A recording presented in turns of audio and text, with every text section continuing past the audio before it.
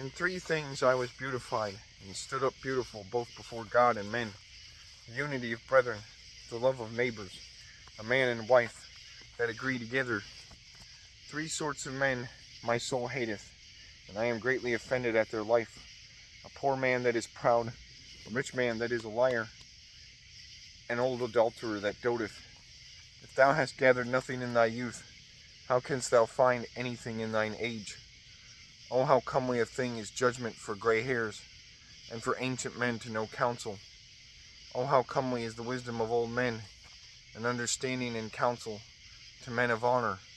Much experience is the crown of old men, and the fear of God is their glory.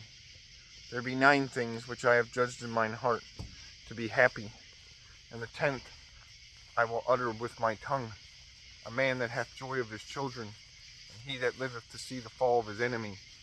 Well is him that dwelleth with a wife of understanding, and that hath not slipped with his tongue, and that hath not served a man more unworthy than himself. Well is him that hath found prudence, and he that speaketh in the ears of them that will hear. Oh, how great is he that findeth wisdom, yet is there none above him that feareth the Lord. But the love of the Lord passeth all things for illumination.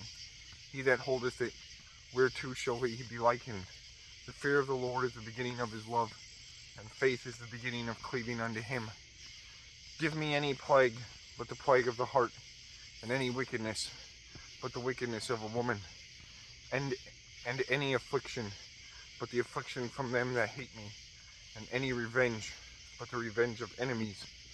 There is no head above the head of a serpent, and there is no wrath above the wrath of an enemy. There is no head above the head of a serpent, and there is no wrath above the wrath of an enemy.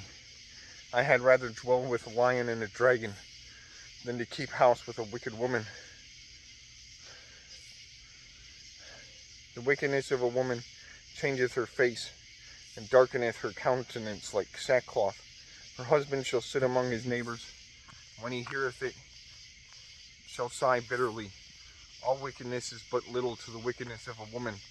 Let the portion of a sinner fall upon her. As the climbing up a sandy way is to the feet of the aged, so is a wife full of words to a quiet man.